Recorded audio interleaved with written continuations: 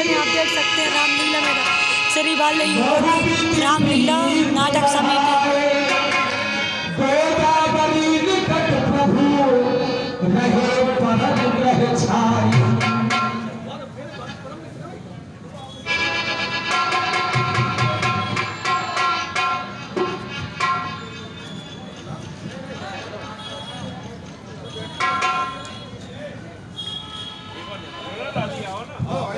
आप जाने वाले कौन हो?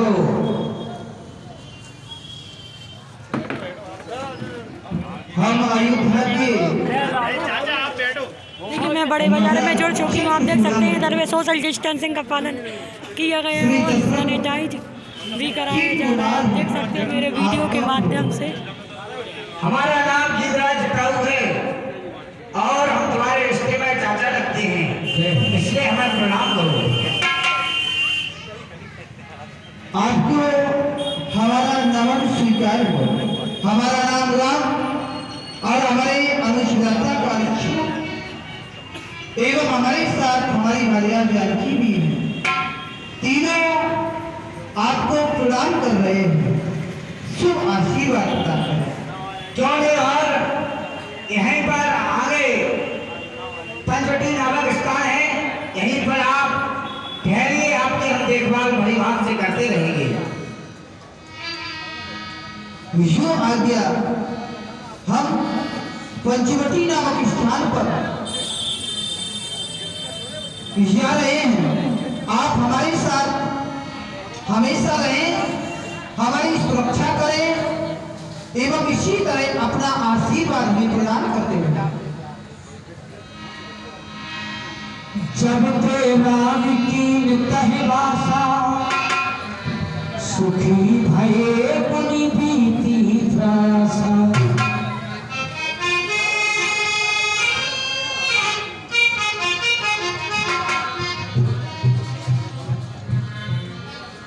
बोला तो विष्णु आदरणीय महात्मा, जिस स्थान का पता हमें महर्षि अगस्त ने बताया क्या नहीं, वह परिमित स्थान यहाँ पर 5 वट वृक्ष विद्वान हैं। गोदावरी नदी का कलकल शैता निर्मल जल निरात करता एवं यहाँ पर पक्षियों का कलरव गूंज रहा है।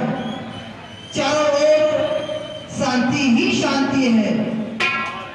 उस स्थान पर हम आ पहुंचे हैं जिसे पंचवटी कहा जाता है। इस पंचवटी नामक स्थान पर हमें कुछ समय के लिए विश्राम करना है। ये जो सामने हमें स्थान दिखाई दे रहा है, क्यों नहीं, ये हमारे लिए उपयुक्त है।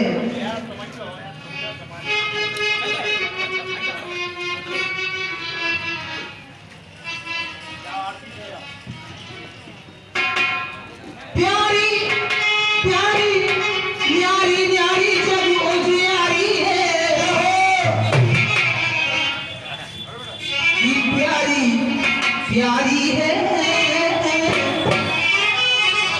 न्यारी न्यारी है।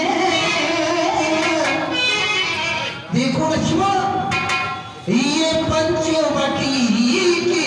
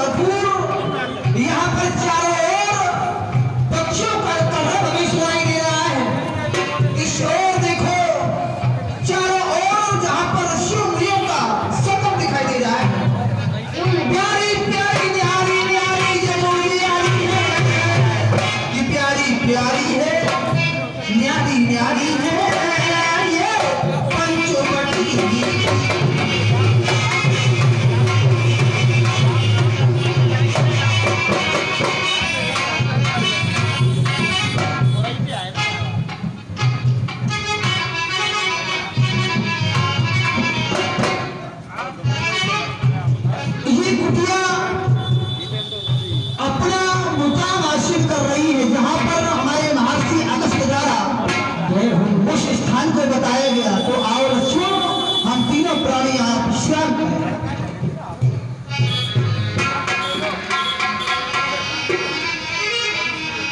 और वैसे वैसे वह विधि गए कछुक तुम बीते,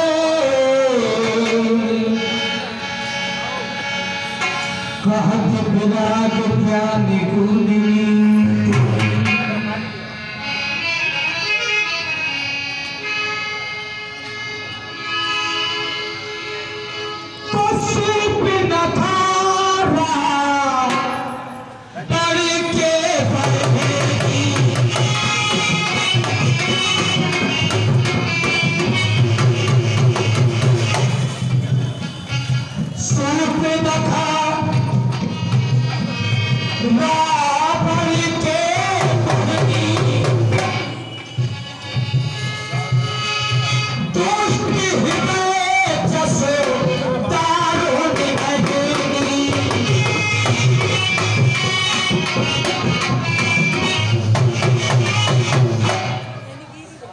मुझे श्लोक कथा सुंदरी कहते हैं।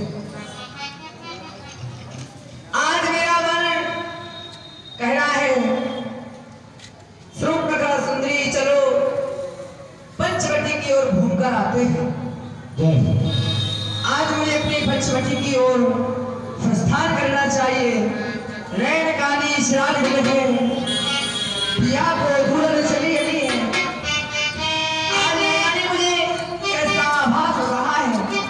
अचानक मेरी इच्छा पंचवटी की ओर खींचे जा रही है।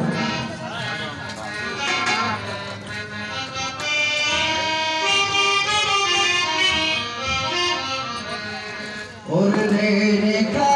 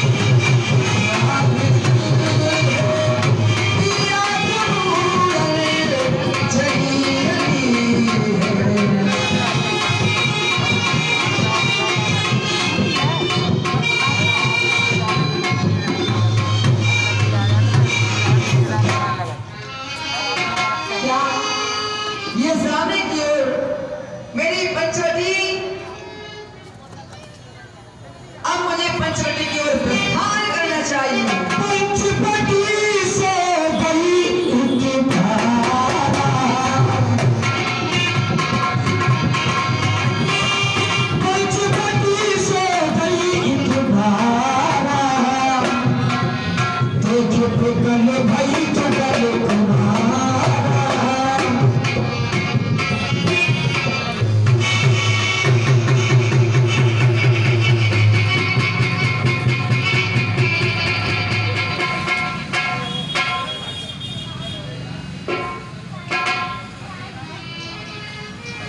हाय भैया, आज तो बड़ा गजब हो गया। मेरी पंचवटी जो बरसों से सूखी पड़ी हुई थी, आज वो हरी भरी हो गई है। लगता है कि आज मेरा व्रत पूरा होने वाला है। कुछ समय पहले मेरी शादी में मेरे भाई ने मेरे पति को मरवा दिया था, तो मैंने तय कर लिया था कि ना ही मैं ये संग्राम उतारूंगी, ना ही विधवा रहूंगी।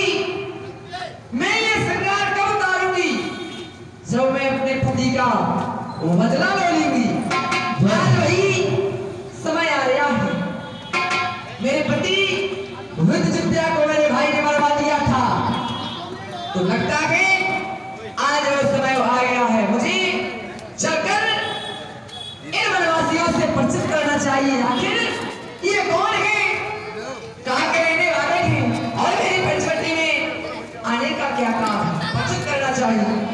रूप धर प्रभु पहचाई, बोली बचन बहुत मुस्काई। जी मैंने कहा नमस्ते जी। लगता है कोई गलत कह दिया। जी मैंने कहा सुनते हो? अरे वनवासी जी, मैं आपसे कह रही हूं।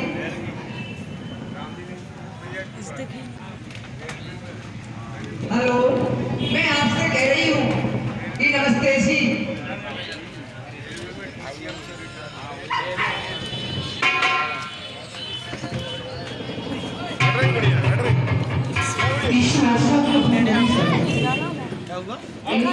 इस भाषा को आप नहीं समझते? नहीं सुंदरी, हम इस भाषा को नहीं समझते। अच्छा हाँ, तो मैंने कहा प्रणाम जी। प्रणाम सुंदरी, कहो। अगर आप हर्ज ना समझे तो मैं कुछ आपसे पूछ सकती हूँ? कहीं क्या पूछना चाहती हैं? मैं आपसे ये पूछना चाहती हूँ, आप कहाँ के रहने वाले हैं? क्या आपका नाम है? क्या आपके माता पिता का नाम है? और ये पंचवटी में आपका आने का क्या काम है? हम अयोध्या से आए हैं। हमारे पिता का नाम चक्र चूड़ामणि महाराजा धीराज श्री दशरथ कुमार है, और हमारा नाम राम है। अब आप हमें बताइए, आप कौन हैं, कहाँ से आई हैं और यहाँ आने का क्या कारण है? बस यही तो समस्या है। आपने कह दिया यहाँ आने का क्या काम है। आपको ये भी पता नहीं है कि ये जगह, ये पंचवटी किसकी है। मेरा नाम स्वरूपनखा सुंदरी है। मेरे भाई का नाम लंकापति रावण है। मेरे पिता का नाम विशेषरा है। मेरी माँ का नाम केकसी है। मैं लंका की रहने वाली हूँ। ये पंचवटी हमारी सीमा में लगती है। पंचवटी हमारी। आप आपकी सीमा पर आई हैं, शायद भ्रमण करने आई हैं, लेकिन हम यहाँ भ्रमण करने नहीं आए। तो किस लिए? हमारे माता पिता द्वारा हमें 14 वर्ष का वनवास दिया गया है, इसलिए हम ऋषियों मुनियों के दर्शन करते फिर रहे हैं और अपना समय व्यतीत कर रहे हैं। और ये कौन है तुम्हारी? ये हमारी भैया है जिसे जानकी कहते हैं। अच्छा, इसे मैथिली कहा जाता है, इसे जानकी कहा जाता है, इसे सीता कहा जाता है। ये जनक की राजकुमारी है जो कि मिथिला की अवधपति है। ठीक है, मान लिया, लेकिन अब आपने कहा है कि आप यहाँ क्यों आई हैं, तो वो भी बता रही हूँ राजकुमार जी।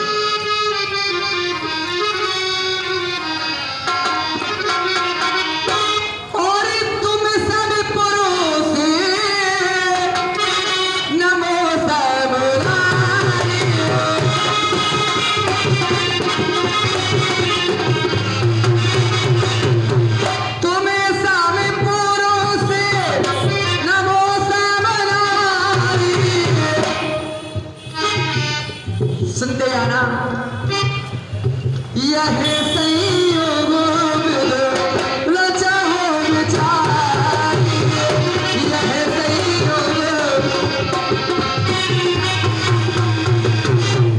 मने अनुरूप, यानी तुम्हारे समान इस संसार में कोई पुरुष नहीं है। यानी तुम्हारे समान 3 लोग 14 उम्र में कोई पुरुष नहीं है, और मेरे समान प्रण करने वाली कोई स्त्री भी नहीं है। मने अनुरूप खोज जग माई, मैंने अपना प्रण पूरा करने के लिए यहाँ भी नहीं, हर जगह घूम चुकी हूँ, बाग बगीचे नदी तालाब, लेकिन अभी तक राजकुमार जी कोई मेरा प्रण पूरा करने नहीं हुआ। इसलिए ताते लगो, मैं अभी तक खोजती रही हूँ कि आखिर वो मिलेगा।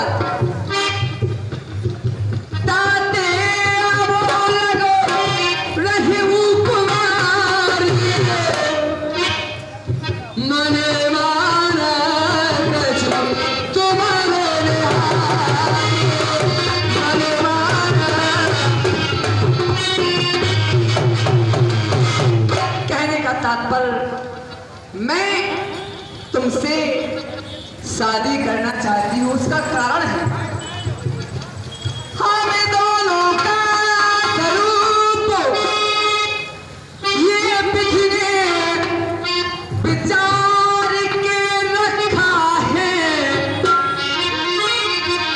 चंद्रमा बनाने और वाले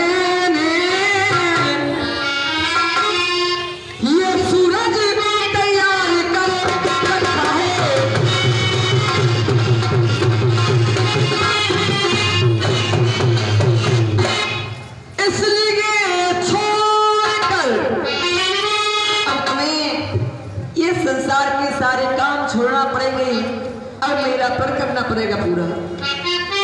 इसलिए छोड़कर और ये झंझटो, ये जो सामने देख रहे हो तुम्हारी भार्या, इसलिए छोड़कर और ये झंझटो मुझसे सीधा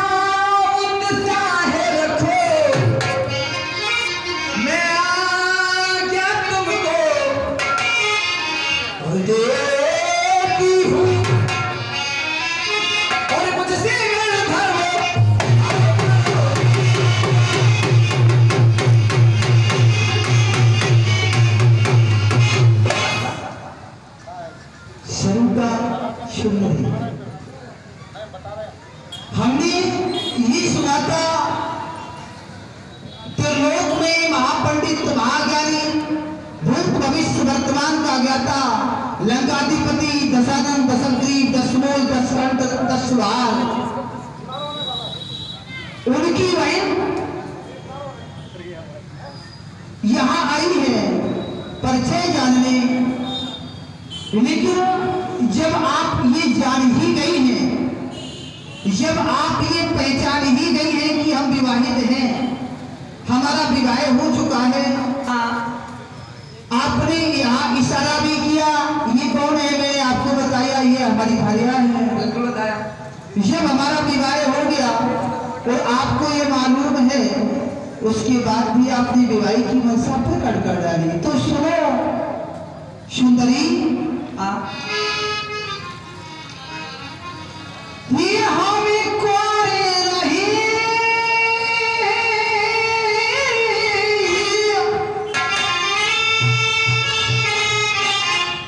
विवाहित है और एक नारी वृत्ति रखते हैं। सुंदरी, ये अपनी को छोड़ आप सबको माता या बहन समझते हैं।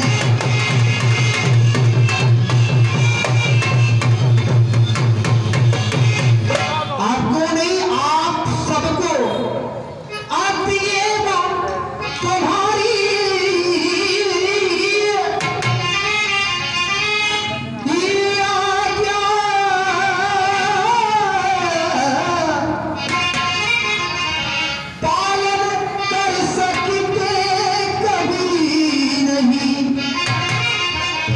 हम आर्य में तुम्हें आर्य धर्म खंडन कर सकते कभी नहीं।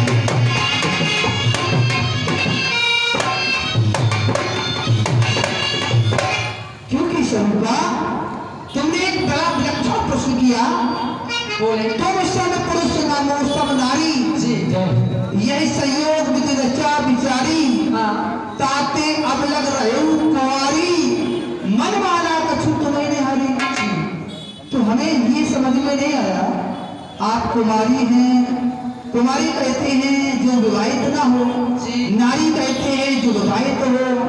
आप कुंवारी भी हैं, आप नारी भी हैं, या सुकुमारी हैं, या भिखारी हैं, या क्या है आप? राजकुमार जी, नहीं तो मैं सुकुमारी हूँ, ना ही कुंवारी हूँ, और सुकुमारी भी हूँ, कुंवारी भी हूँ। वो कैसे? जिस समय मेरा विवाह हो गया था तो मेरे पति और मेरे भाई से बलवान थे। उसका बहुत बड़ा प्रसंग है अगर आप कहें, क्योंकि एक समय लंका में युद्ध चल रहा था इन्हीं दो भैंसाओं का। तो मेरे पति यहां तक कि लंका में जितने राक्षस थे तो सभी ने प्रयास कर लिया था, लेकिन उन दोनों को अलग नहीं हटा पाया था। वहां सभा में हमारे इन्हीं पति थे विद्युजिप्या। तो उन्होंने कहा अगर लंकेश आपकी इच्छा हो तो मैं प्रयास कर सकता हूं। उन्होंने कहा बिल्कुल। तो मेरे पति ने उन दोनों को अलग अलग कर दिया, इसके इस तरफ फेंक दिया, उसके उस तरफ फेंक दिया। तो मेरे भाई ने सोचा आगे चल के ये मेरा बेटे बनेगा और कहीं इसने धोखे से मुझे मार दिया। तो उसने मंत्रियों को आदेश दे दिया जिस समय मेरी बहन सुंदरी की शादी हो उस समय भावन पड़ते ही विद्युजिप्या का वध कर देना। ऐसा ही हुआ। तो मैंने अपने भाई रावण से कहा जिस तरह तूने आज मुझे भरी जवानी में विधवा किया है तो मैं भी ये करती हूँ कि मैं भी नारी हूँ और कुंवारी भी हूँ। तो मैं ये सुहाग है मेरा, मैं ये सुहाग जब उतारूंगी जब इसी तरह एक एक नारी को लंका में विधवा नहीं करा दूंगी तो मेरा भी नाम शूर्पणखा सुंदरी नहीं है। तो सुंदरी आप हमसे क्या चाहती हैं? मैं तुमसे ये चाहती हूँ कि हमने भी गुप्तोत्तर सुहाग सुन रखा है गुप्त रचनाओं के द्वारा, तो कि आपने भी प्रण किया था, इसलिए मुझे भरोसा है आप पर। निस्सरहीन ग्रहों में भुज ठाए पर की आपने भी प्रण किया था मैं इस पृथ्वी को निशाचरों से भीत कर दूंगा। तो मुझे ये भरोसा है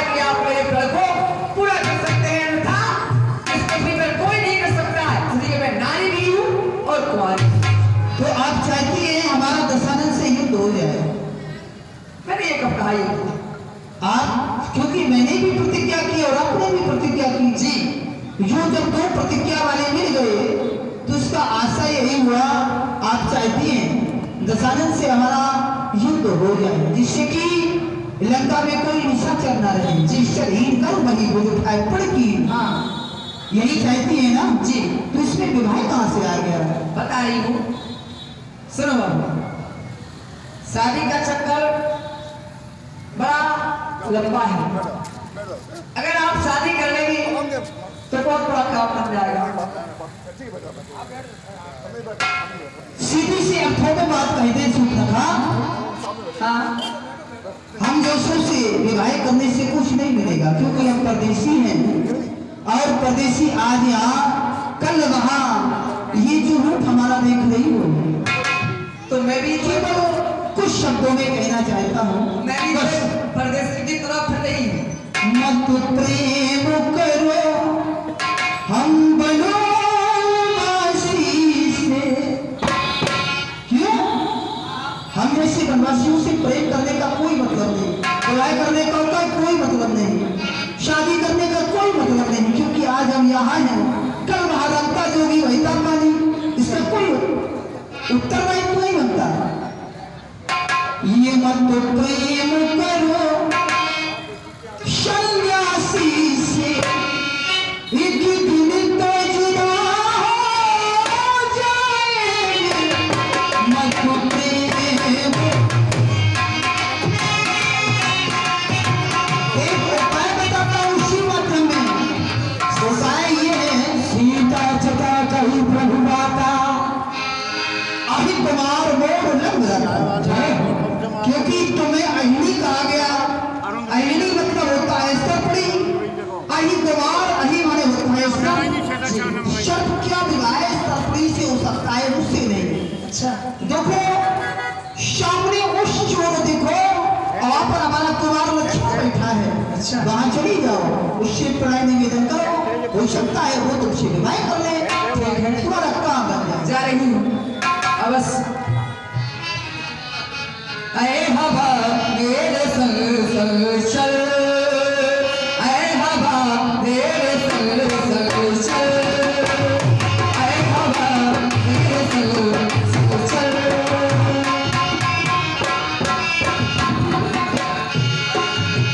ओ ऐ हवा मेरे संग संग चल, आँखों में भी, वो आँखों में भी,